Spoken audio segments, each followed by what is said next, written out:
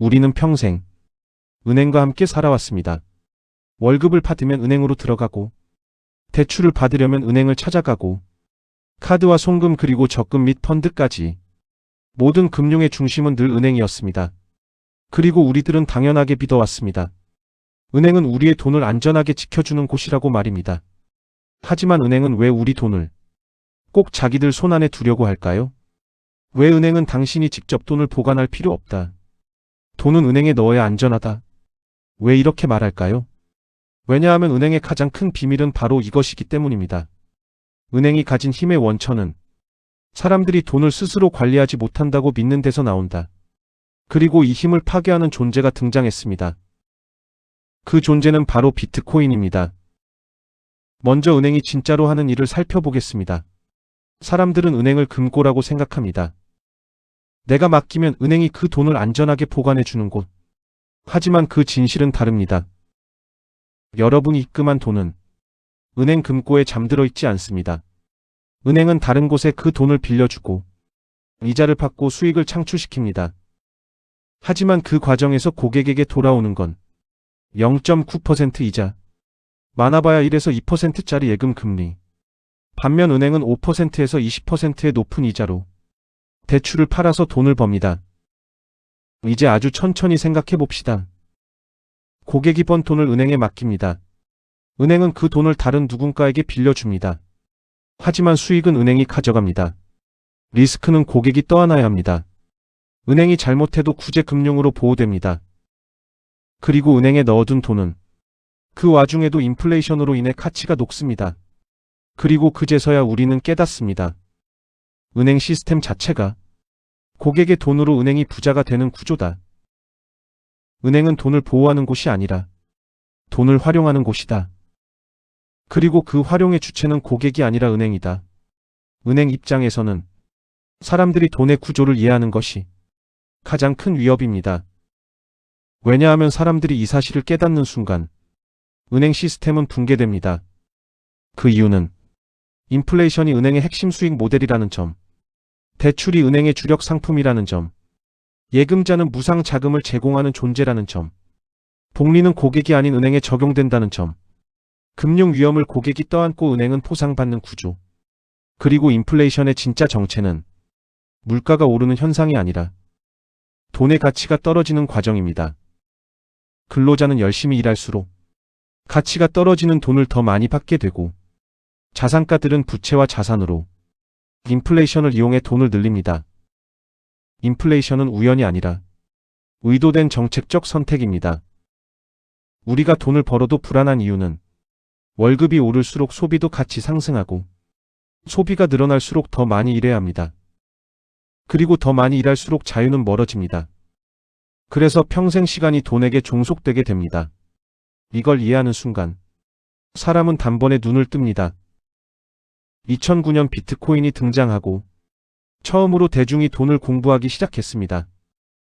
이 불합리적 구조를 뒤집어 놓는 존재, 은행이 가장 싫어하는 존재, 은행이 절대 말을 아끼는 존재, 그 존재가 비트코인입니다. 비트코인은 금융혁명의 시작이었습니다. 발행량 2100만 개 고정, 중앙 발행 없음, 중개자 없음, 강제로 빼앗을 수 없고 누구나 소유 가능합니다. 즉 비트코인은 돈을 탈중앙화한 기술이고 은행이 필요가 없습니다. 가치를 저장하고 전송하고 기록할 수 있습니다. 은행 입장에서는 이 기술을 환영할 이유가 없습니다. 하지만 시대는 바뀌고 있죠. 은행이 비트코인을 부정하면서도 인정할 수밖에 없습니다. 은행은 처음 이렇게 말했습니다. 비트코인은 사기다. 없어질 것이다. 범죄자들이나 쓰는 수단이다. 하지만 시간이 지나자 그들의 말은 이렇게 바뀌었습니다. 블록체인은 좋지만 비트코인은 아니다.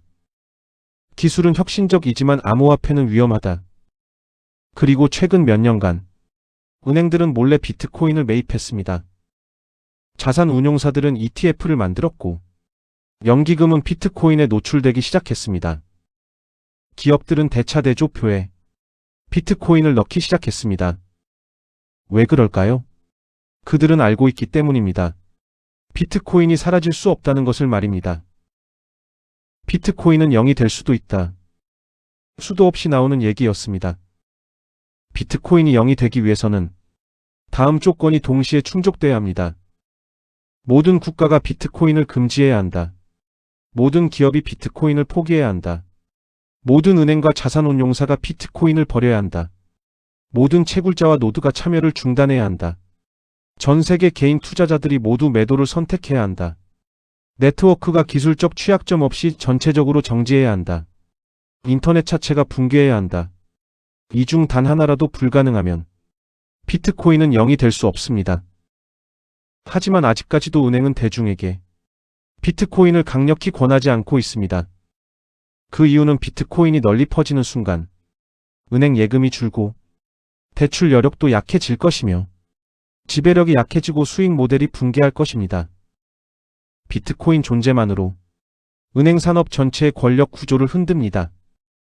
JP모건의 행보를 보면 답은 명확합니다.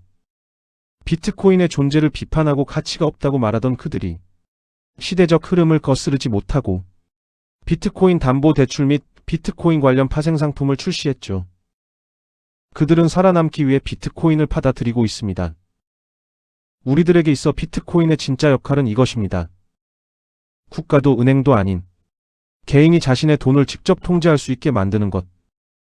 비트코인의 진정한 가치는 가격 차트가 아니라 권력 구조의 변화입니다. 비트코인은 돈의 권력을 국가와 은행에서 모든 개인에게 되돌려주는 기술입니다. 그리고 이 변화는 되돌릴 수 없습니다. 인터넷이 신문을 파괴했고, 유튜브가 방송을 파괴했고, 넷플릭스가 케이블을 파괴하듯이 비트코인은 은행 시스템을 재설계할 것입니다. 비트코인을 이해한 사람들은 한 가지 공통점이 있습니다. 돈을 소비하는 사람이 아니라 돈을 축적하는 사람으로 변하게 됩니다. 이전에는 돈을 쓰면 그게 행복이었습니다. 하지만 비트코인을 이해한 후에는 돈을 축적하면 미래가 바뀐다는 걸 깨닫습니다. 그리고 이런 변화가 일어나게 될 것입니다. 유행보다 자산, 욕망보다 목표, 충동보다 축적, 지금의 행복보다 미래의 자유. 비트코인은 사람을 부자로 만드는 자산이기 전에 사람을 변하게 만드는 철학입니다. 그래서 비트코인의 진짜 수익은 계좌 잔고가 아니라 우리 삶의 태도 변화입니다. 비트코인이 인생을 바꾸는 이유는 가격이 아니라 사고방식을 바꿔주기 때문입니다. 이 영상의 목적은 비트코인을 사라고 강요하는 것이 아닙니다. 단지 하나를 말하고 싶었을 뿐입니다. 지금 우리가 사는 이 세상은 돈을 지키기 어렵게 설계되어 있습니다. 그러나 처음으로 이 구조를 바꿀 기술이 등장했습니다. 은행이 보호해주지 않아도, 정부가 보증하지 않아도, 누군가에게 허락받지 않아도 내 돈을 내가 지킬 수 있는 기술. 비트코인은 선택이 아니라 권리입니다. 이걸 이해하는 순간 우리는 소비자가 아니라 주권자가 됩니다. 그게 은행이 절대 말하지 않는 비트코인의 진정한 역할입니다.